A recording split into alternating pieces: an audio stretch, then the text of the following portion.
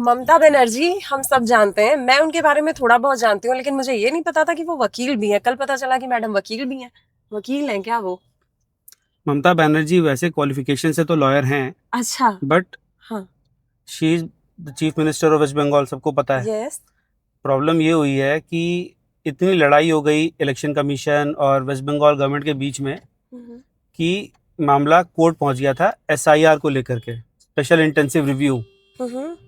And court ने फिर ये ऑर्डर दिया कि वो जुडिशियल ऑफिसर्स अपॉइंट करेंगे जो कि पूरी प्रोसेस को ओवरसी करेंगे, ठीक है, just to avoid any conflict जब फाइनली इलेक्टोरल रोल्स आपके आएंगे, जो कि कल है। ठीक है, आज हम बात कर रहे हैं 27 फरवरी है, कल 28 फरवरी को final electoral rolls West Bengal के आने वाले हैं। अच्छा। तो ये जो पूरा इशू है ये उसको ध्यान में रख करके ये कोर्ट केस हुआ था। और ममता बनर्जी ऐसा नहीं था कि वो इस केस के लिए सबसे परफेक्ट लॉयर वो थी या उसके अलावा कोई केस लड़ नहीं पाता, पूरा पैनल है उसका वो। बट वो होता ना, एक सिग्नलिंग होती है दिखाने के लिए अपने वोटर्स को कि मैं तुम्हारे लिए लड़ रही हूँ, ठीक है। हाँ हाँ हाँ, बेसिकली पॉलिटिशियन है यार। पॉलिटिशियन का पूरा काम ही आधे से ज्यादा काम नौटंकी का होता है। वो मदारी का बंदर यही होता है, यही होता है। परिधि चोपड़ा का हस्बैंड, हाँ। उसने तो खुद बोला था कपिल शर्मा शो पे, हाँ, कि एक्टर्स और पॉलिटिशियंस में बहुत ज्यादा फर्क नहीं होता। ठीक है, एक्टिंग में बहुत पॉलिटिक्स है और पॉलिटिक्स में बहुत सारी एक्टिंग है। प्रॉब्लम क्या है, हम आम जो लोग हैं ना, हम इस चीज को पकड़ नहीं पाते कि कब एक्टिंग हो रही है, कब पॉलिटिक्स हो रही है। तो मैडम कुछ अच्छा हुआ करके आई कोर्ट में। कोर्ट ने बोला था इनको कि आपको आने की क्या जरूरत थी, आपके पास इतना अच्छा पैनल है, आपके इतने अच्छे लॉयर्स हैं, एक्सपीरियंस लॉयर्स हैं, आपको आने की जरूरत नहीं है। बट उसको दिखाना था ना, वहां पे बोलना था, तो उसने बोले भी 4 शब्द। बट अल्टीमेटली जो सबको पता था होगा वही हुआ, जुडिशियल ऑफिसर्स अपॉइंट हो गए।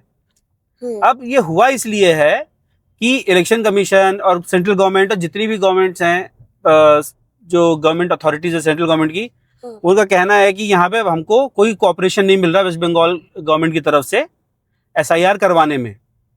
वेस्ट बंगाल गवर्नमेंट कह रही है कि एसआईआर से जो अनफेयर तरीके से एसआईआर हो रहा है और जो एलिजिबल वोटर्स हैं उनको भी हटाया जा रहा है रोल से।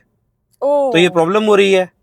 हालांकि ग्राउंड रियलिटी पे कई लोग ये कहते हैं कि वहां पे जब इलेक्शंस होते हैं तो टीएमसी के जो वर्कर्स हैं वो कई ऐसे ग्रुप एरियाज है जहां पे उनको पता है कि यहाँ पे टीएमसी को वोट नहीं मिलता, वहां पे उन लोगों को वोट नहीं देने देते हैं।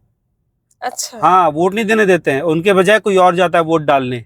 ये तो बहुत गलत और है। इनफैक्ट ये भी क्लेम्स हैं कि जो लोग मर चुके हैं, हाँ, उनके वोटर आईडी रिटायर नहीं किए जाते, वो रखे जाते हैं और टीएमसी के अपने वर्कर्स या कोई और पैसे लेकर के उनके नाम पे वोट डालने जाता है और वहां पर उनको वोट डालने दिया जाता है। ये बहुत गलत है। ये अब देखो सही क्या गलत क्या उसका तो जब तक, ये खाली क्लेम्स कह रहा हूं मैं क्योंकि अभी तो कुछ प्रूव नहीं हुआ है।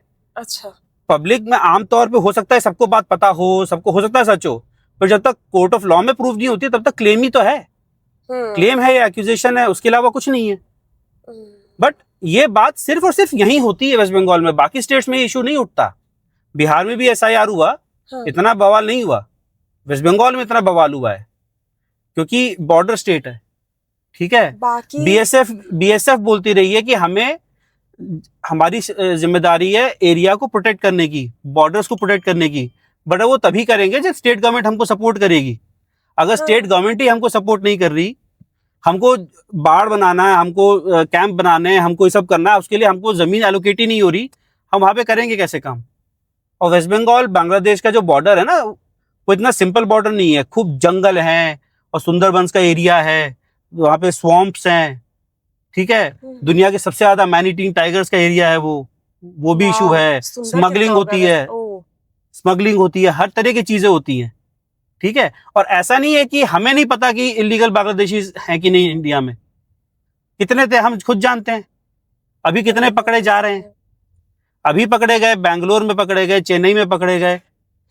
वो तो इंडिया में बैठ करके, बांग्लादेशी लोग इंडिया में बैठ करके आधार कार्ड और वोटर आईडी बनवा चुके हैं अपना, यहाँ बैठ करके वो आईएसआई के लिए काम कर रहे हैं, पकड़े गए हैं ऐसे लोग, ठीक है। और वेस्ट बंगाल गवर्नमेंट के लिए ये इतना ज्यादा प्रॉब्लम इसलिए भी है, टीएमसी के लिए खास करके, बिकॉज 1,36,00,000, ठीक है, वो फ्लैग किए गए इलेक्टोरल रोल्स कि इनमें इशू है।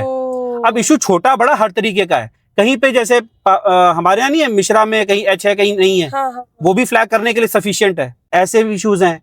दूसरा, इनमें से 58 लाख वोट्स जो ड्राफ्ट लिस्ट आई थी उसमें से हटा दिए गए थे, और ये 58 लाख वही गैप है जिससे टीएमसी पिछले इलेक्शन में जीती थी।